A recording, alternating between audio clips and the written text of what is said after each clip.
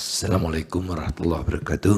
Waalaikumsalam. Salam sejahtera dan sehat selalu buat kita semua. Yang mulia Majelis Mahkamah Konstitusi dan para pihak yang hadir dalam acara ini. Saya sempat mendengar presentasi yang sebelumnya. Saya bangga punya murid seperti Fit.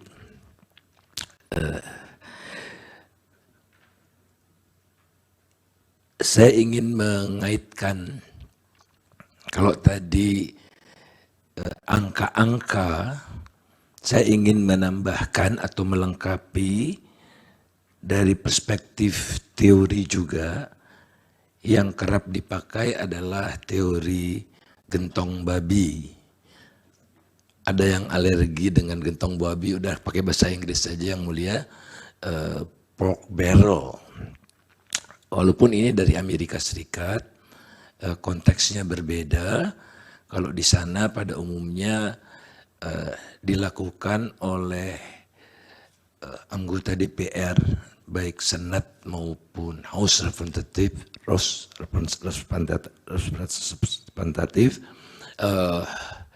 yang ingin terpilih kembali. Mereka memasukkan proyek-proyek yang menggelontorkan uang banyak di daerah konstituennya, di distrik mereka itu, agar terpilih kembali. Sedemikian makin parahnya keadaan itu membuat sampai ada NGO yang khusus memelototi pork barrel ini karena memang membiaskan demokrasi itu. Dan tentu saja konteksnya beda, negara mereka tidak bisa diiming-imingi oleh sembako, ya big project, misal apa jembatan, toll road dan sebagainya dan sebagainya. Nah, jadi secara umum bisa dikatakan bahwa pork barrel ini di negara-negara berkembang wujudnya berbeda karena pendapatannya masih rendah, angka kemiskinannya tinggi. Di Indonesia penduduk miskin ekstrim, miskin, nyaris miskin, rentan miskin, itu kira-kira hampir separuh dari penduduk. Jadi santapan yang memang ada di depan mata para politisi, karena mereka lebih sensitif tentu saja terhadap pembagian sejenis bansos, utamanya bansos yang bansos yang ad hoc sifatnya. Kalau atas izin yang mulia boleh slide kedua. Sedemikian parahnya yang bisa ditunjukkan oleh bansos ini sebetulnya dialami oleh berbagai negara, termasuk juga di Indonesia. Ya. Bahkan KPK, Kementerian Dalam Negeri, mengatakan akan mengikuti saran KPK untuk membuat aturan lewat perda menghadapi pilkada serentak yang akan datang itu 2 sampai 3 bulan sebelum pilkada tidak boleh ada bansos. Sadar di sini. Tapi pertanyaannya, kok pilkada dibatasi, pemilu tidak gitu. Ya. Nah, jadi kan ini membuktikan betapa efektifnya bansos itu secara kuantitatif maupun secara kualitatif. Gitu. Lanjut. Nah, kemudian kalau pork barrel itu sebetulnya metafor dari menggelontorkan uang. Celengan juga kan biasanya simbolnya babi gitu. Nah, lebih parah di Indonesia, tidak hanya gelontoran uang, tapi juga mobilisasi pejabat sampai ke level bawah. Ini yang saya tunjukkan, misalnya Erlangga Tarto, ya, yang mengatakan ini sumbangan Pak Jokowi, oleh karena itu harus berterima kasih kepada Pak Jokowi dengan cara memilih yang didukung Pak Jokowi. Dikatakan juga oleh Menteri Investasi Pak Bahlil bahwa silakan aja bikin sendiri Bu Risma. Ya, dipikir semua menteri mentalitasnya, moralitasnya seperti dia. Bu Risma tidak mau mempolitisasi bansos. Jadi sudah uangnya ada, tapi kurang magnetnya, harus ditunjukkan. Ini loh yang ngasih secara demonstratif. Maka Erlangga Hartarto misalnya, dan banyak menteri lagi lah. Tapi yang paling vulgar itu ya Erlangga Hartarto, Bahlil, dan Zulkifli Hasan. Lanjut. Ini yang saya katakan tadi, kita lewati saja untuk menyingkat waktu. Nah kemudian ada El Nino.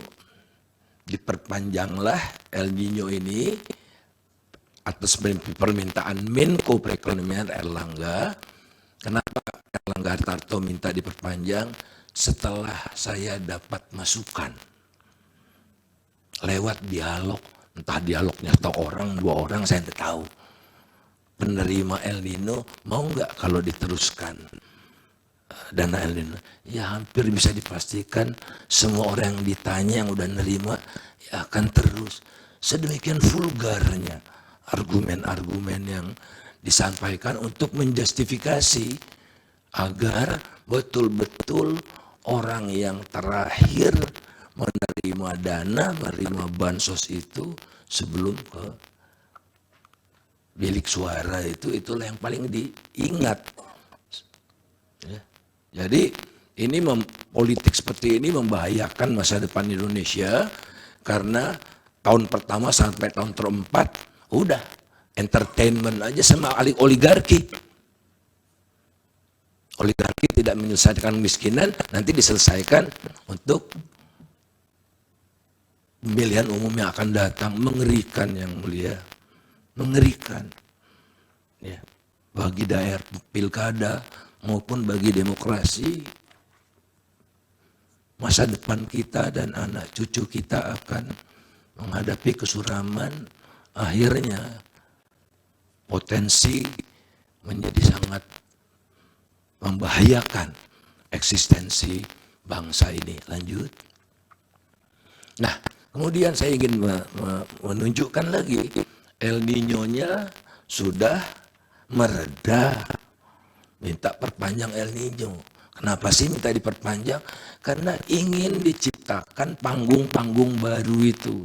Tidak cukup digelontorkan lewat mekanisme yang ada begitu, tapi harus ditunjukkan nih yang ngasih ini pakai seragam tertentu, pesan tertentu, dan sebagainya dan sebagainya. Jadi panggung-panggung yang diciptakan itu untuk memastikan efektivitas bansos ini semaksimal mungkin. Nah, kita lihat El Nino sudah mereda.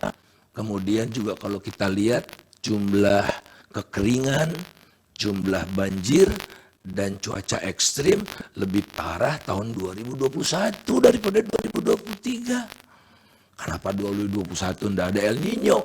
Jadi nyata bahwa El Nino ini kebutuhan untuk meningkatkan suara, only that dari segi data itu. Ini yang sangat memilukan dan seolah-olah kita semua bodoh.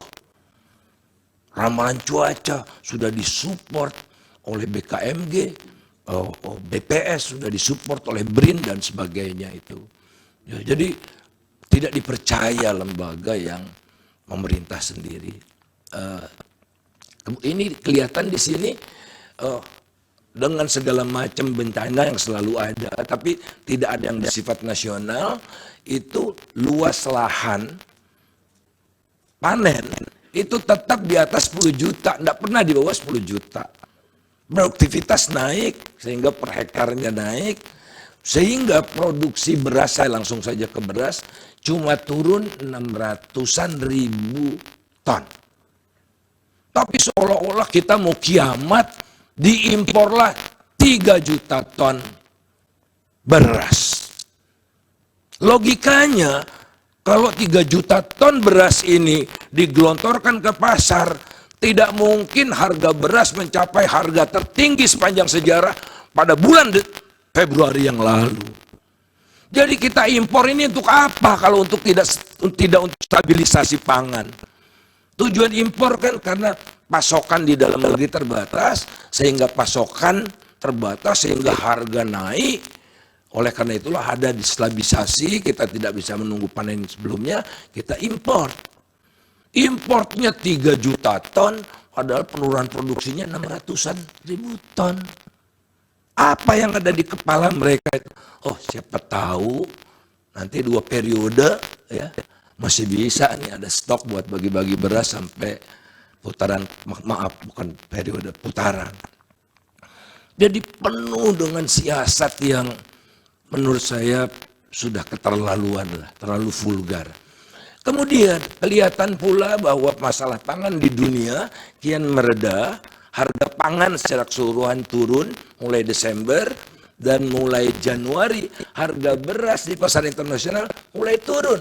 Seperti kelihatan di tabel yang di peraga yang bawah. Tapi di Indonesia naik terus, mencapai level tertinggi sepanjang sejarah menurut catatan BPS. Ya, untuk menyopankan harga supaya tidak 17.000, cakupan berasnya ditambah yang murah-murah sehingga jadi 15.000, tapi yang manapun itu tertinggi sepanjang sejarah. Jadi konsekuensinya sampai sekarang harga beras masih tinggi sekali, dan mengingat 20% garis kemiskinan itu ditentukan oleh harga beras di desa, 17% di kota, maka pemerintah dengan bansosnya itu membantu orang yang miskin, tapi orang yang tidak miskin jadi miskin tambah banyak. Dan memang cita-citanya bukan mengentaskan kemiskinan kalau begitu. Menaruh harapan agar suaranya bisa 1 putaran lanjut.